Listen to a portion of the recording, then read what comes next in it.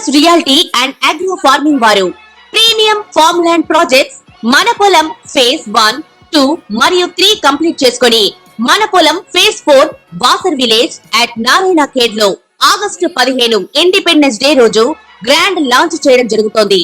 Launching మరియు independence day సందర్భంగా 5 guntas land out rate లో బుక్ చేసుకున్న వారికి 1,50,000 రూపాయల డిస్కౌంట్ తో పాటు 2 గ్రాముల గోల్డ్ ఫ్రీగా ఇస్తున్నారు. పూర్తి వివరాలకు సంప్రదించండి.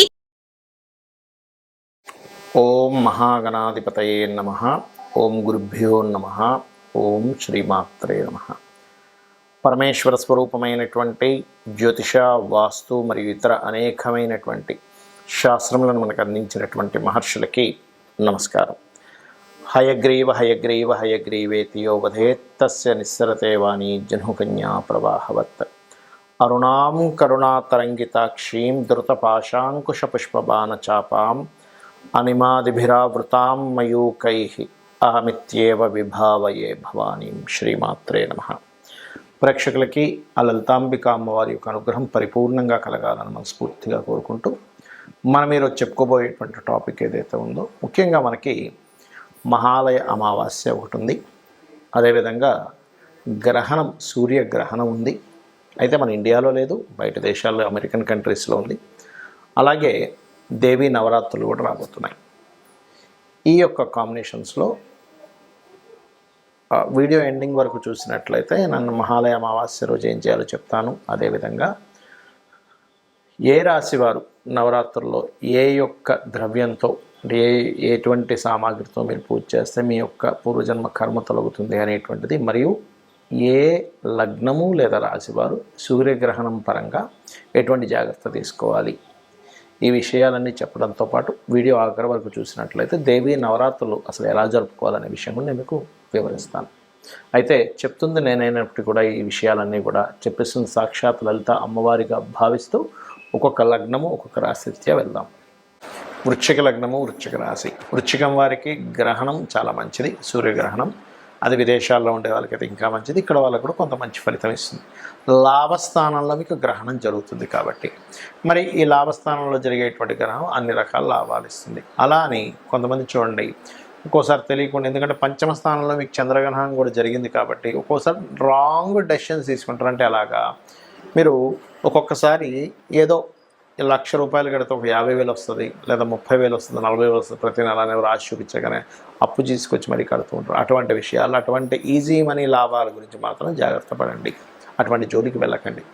అలాగే అన్ని రకాల లాభాలు, ప్రమోషన్స్ కావచ్చు, లేనట్లయితే కొంతవరకు మీరు ఏదైనా ఒక బిజినెస్ స్టార్ట్ చేసి దానిలో లాభాలు రావట్లేదు అనుకునేటువంటి విషయాల్లో అటువంటి వాటిలో లాభాలు రావడం కావచ్చు, ఇటువంటివన్నీ కూడా కాస్త గ్రోత్ ఉంటుంది. సూర్యగ్రహణం మీకు మంచిదే.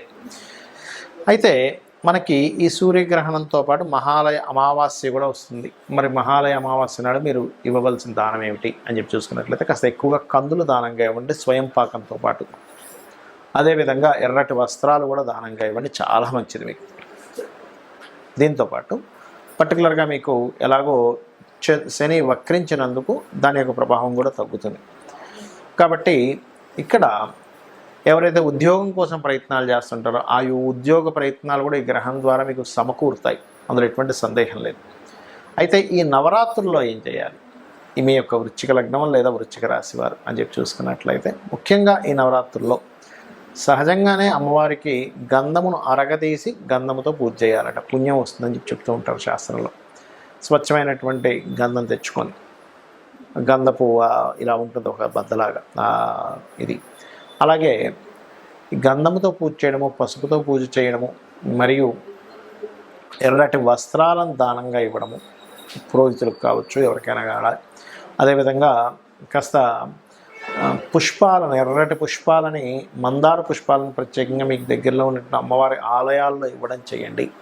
దీని ద్వారా ఏమవుతుందంటే మీ లగ్నాధిపతి స్ట్రాంగ్ అవుతాడు. ఎందుకంటే మీకు నెక్స్ట్ మీ యొక్క కుజుడు నీచపడబోతున్నాడు, గుర్తుపెట్టుకోండి. ఎప్పుడైతే నీచపడబోతున్నాడో అది దేవతా సంబంధంగా, దేవతా అనుగ్రహం మీరు పొందేటువంటి క్రమంలో మీరు ఎప్పుడైతే ఈ దానము, ఎర్రటి పుష్పాలని, నవరాత్రులు మందార పుష్పాలు కొనుక్కోండి, లేకపోతే ఎర్రటి పుష్పాలు ఎక్కడ మీకు దగ్గరలో చెట్లు ఉంటే మీరు కోసుకొని వెళ్ళండి. అలా అని ఎవరో ఇంటికి ఉందండి వాళ్ళకి తెలియకుండా కోసుకొని వెళ్ళిస్తున్నాను అనేటువంటి చేయకండి. వాళ్ళని అడగండి, కావాలంటే ఏమంటే మేము పూజ కోసం వాడుకుంటాం, ఎలాగో వేస్ట్ పోతున్నాయి కదా మేము తీసుకుంటాం అంటే వాళ్ళు తీసుకోండి అన్నప్పుడు తీసుకోండి. అలా చేయండి. కుంకుమ దానంగా ఇవ్వండి. అమ్మవారి ఆలయాల్లో కుంకుమని వాడుకోవడానికి ఇవ్వనండి. స్వచ్ఛమైన కుంకుమ ఇవ్వండి, ఏదో కల్తీ ఇవ్వకండి దయచేసి. ఎందుకంటే మనం ఎటువంటి దానం ఇస్తామో దాని ఫలితం మనం అనుభవిస్తాం కాబట్టి ఇది చేయండి, అన్ని విధాలా బాగుంటుంది. చాలామంది నన్ను అడుగుతున్నారు ఏమండి నవరాత్రుల్లో చేసుకునే విధానం ఏమిటి అని. ఒకటే గుర్తుపెట్టుకోండి, నవరాత్రికి ముందు అమావాస్య దాటిన తర్వాత నుంచి మనకు ఒక్కొక్క రోజు ఉంటుంది నవరాత్రులు.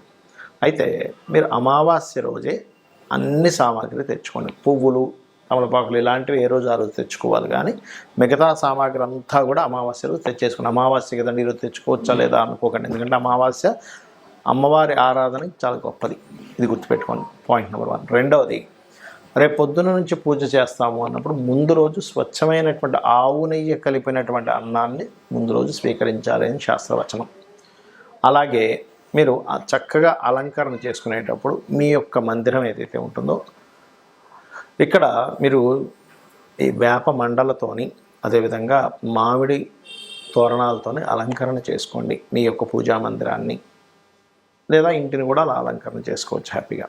దీంతోపాటు సంకల్పము ఆచమనం చేయకుండా ఎప్పుడు కూడా పూజ ప్రారంభించకూడదు. ఎందుకంటే సంకల్పం ఆచమనం చేయనటువంటి పూజ ఎక్కడా కూడా అది ఫలితాన్ని ఇవ్వదు, గుర్తుపెట్టుకోండి. అలాగే మరొక విషయం ఏంటంటే మీరు ఖచ్చితంగా కలశాన్ని పెట్టుకోవాలి. ఆ కలశంలో మీకు గంగా యమున సంబంధించిన ఏమైనా అక్కడ నీరుంటే అది వేసుకొని చేస్తే చాలా మంచిది. అలా లేని పక్షంలో మీరు చక్కగా మామూలు ఇంట్లో ఉండేటువంటి మంచినీరుని వేస్తూ గంగేచ యమునేచ అనుకుంటూ అదే గంగా నీరుగా భావిస్తూ వేయండి.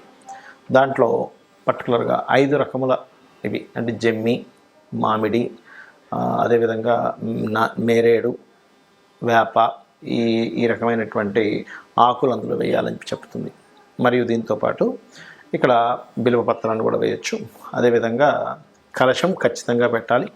ఈ కలశంలో కొంతమంది నవరత్నాలు, బంగారం కూడా వేస్తారు, వేయచ్చు. కాకపోతే కలశాన్ని గుర్తుపెట్టుకోండి, అది మీరు వెండి కలశం పెడతారా, ఇత్తడి పెడతారా, పంచలోహాలతో పెడతారా, మట్టి కలశం పెడతారా, ఏదైనా కానీ మొత్తం పూజ అయిపోయిన తర్వాత 9 రోజులు అయిపోయిన తర్వాత 9 రోజులు కదిలించకండి. దాన్ని అయిపోయిన తర్వాత ఖచ్చితంగా మీరు ఆ యొక్క కలశంలో ఉన్నటువంటి ఆ బంగారం, నవరత్నాలు మీరు తీసేసుకొని ఆ కలశాన్ని మాత్రం దానం చేయాలని చెప్పి శాస్త్రవచనం. దానంగా ఇచ్చేసి అలా కలశం మీరు మళ్ళీ ఇంట్లో పెట్టుకోకూడదు, గుర్తుపెట్టుకోండి.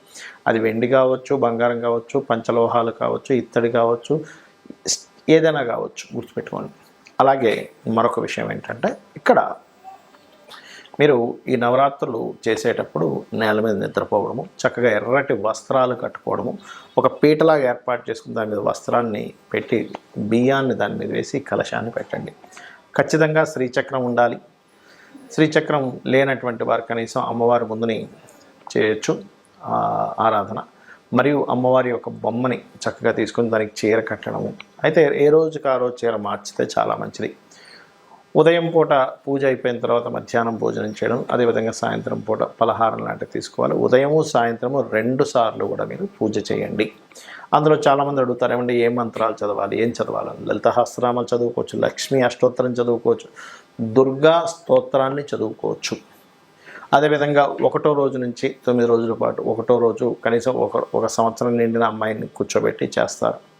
అలాగే 2వ రోజు 2 సంవత్సరాలు నిండిన అమ్మాయిని పూజ చేయడం, ఇట్లా ఒక పద్ధతి అనేటువంటిది ఉంటుంది. ఇక్కడ మీకు ఒక ముఖ్యంగా చెప్పే విషయం ఏంటంటే ఎక్కడా కూడా శాస్త్రంలో ఈ అలంకరణే చేయాలి, ఈ యొక్క నైవేద్యమే పెట్టాలి అనేటువంటిది లేదు. అది ఆయా ప్రాంతాల్లో ఆ యొక్క మందిరాల్లో వాళ్ళకు వస్తున్నటువంటిది, వాళ్ళు పెట్టుకున్నటువంటి కొన్ని పద్ధతులే. కానీ మనకి పురాణాల్లో కానీ ఇతిహాసాల్లో కానీ ఎక్కడా కూడా వేదంలో కానీ ఈరోజు ఈ వస్త్రమే కట్టాలి, ఈ నైవేద్యమే పెట్టాలని లేదు. నైవేద్యం ఏంటంటే మనం పెట్టేటువంటి నైవేద్యం ద్వారా మనకి ఆ యొక్క అనుగ్రహం కలుగుతుంది. ఉదాహరణకి గోధుమ రవ్వతో పెట్టాము, రవికి సంబంధించిన అంటే ప్రమోషన్స్, సంతాన సంబంధించిన దోషాలు ఇట్లాంటివి పోతాయి.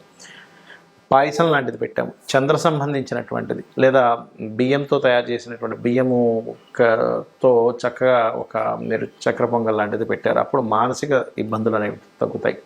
కందులతో తయారు చేసిన పదార్థం గొడవలు తగ్గుతాయి. పెసలతో తయారు చేసినటువంటి పదార్థం కొంతమందికి బుద్ధిమాధ్యం ఉన్నా లేదా వ్యాపార సరిగ్గా లేకపోయినా సరే వ్యాపారం సాగుతుంది. గురువు శనగలతో తయారు చేసిన పదార్థం ద్వారా గురుబలం పెరుగుతుంది. బొబ్బర్లతో తయారు చేసిన ఏదైనా పదార్థం ద్వారా వివాహ యోగం అనేటువంటిది కలుగుతుంది. నువ్వులతో చేసినటువంటి పదార్థం ఏదైనా కలిపి తయారు చేసినట్లయితే, నువ్వులు ఉండలు లాంటివి పెట్టినట్లయితే శని దోషాలు తొలగుతాయి. అదేవిధంగా మినప గారెలు కనుక పెట్టినట్లయితే మీకు ఆకస్మిక సంఘటనలు తొలగుతాయి. ఉలవలతో తయారు చేసినట్టు ఏదైనా పదార్థం కనుక మీరు అమ్మవారికి నైవేద్యంగా పెట్టినట్లయితే ఆటంకములు తొలగుతాయి. అయితే ఇక్కడ ముఖ్యంగా మీరు గుర్తుపెట్టుకోవాల్సింది, గణపతి పూజ చేయకుండా అమ్మవారి ఆరాధన చేయకూడదు. అలాగే ముఖ్యంగా అమ్మవారికి మీకు తోచినంత మట్టుకు చేసుకోండి, అంతేగాని అప్పులు చేసేసి ఏవేవో అప్పులు చేసి పెద్ద పెద్ద అలంకారంతో చేయకండి ఎప్పుడు కూడా. ఎందుకంటే అమ్మవారు ఎక్కడా కూడా మీరు డబ్బులు లేనప్పుడు అప్పు చేసి చేసేదాన్ని హర్షించదు. మీకున్న దాంట్లో అలా అని పిసినార్తనం కూడా చేయకూడదు. ఆల్రెడీ డబ్బులు ఉన్నాయండి కానీ పిసినార్తనంగా చేసినా అమ్మవారు హర్షించదు. ధనం లేకుండా అప్పు చేసి చేసినా సరే అమ్మవారు హర్షించదు. భక్తితో ఉదయం సాయంత్రం లలిత చదువుకుంటున్నామా లేదా ఇవన్నీ నాకు తెలియవి అనుకునేటువంటి వారు కుంకుమ తీసుకొని చక్కగా అక్షంతలు కుంకుమ తీసుకొని శ్రీమాత్రే నమః శ్రీమాత్రే నమః శ్రీమాత్రే నమః అనుకుంటూ ఒక 40 నిమిషాలు రోజు ఉదయం సాయంత్రం చేయండి. అన్ని విధాలా బాగుంటుంది. అదేవిధంగా మీరు ఈ యొక్క 9 రోజులు కూడా ఎవరినైనా బ్రాహ్మణుణ్ణి పురోహితుడిని పెట్టుకొని చక్కగా ఒకరిని కావచ్చు, ముగ్గురిని కావచ్చు, 5గురిని కావచ్చు చండీ పారాయణాలు లేనట్లయితే మన దేవి భాగవతం పారాయణం ఇట్లాంటివి ఏమైనా చేయించండి.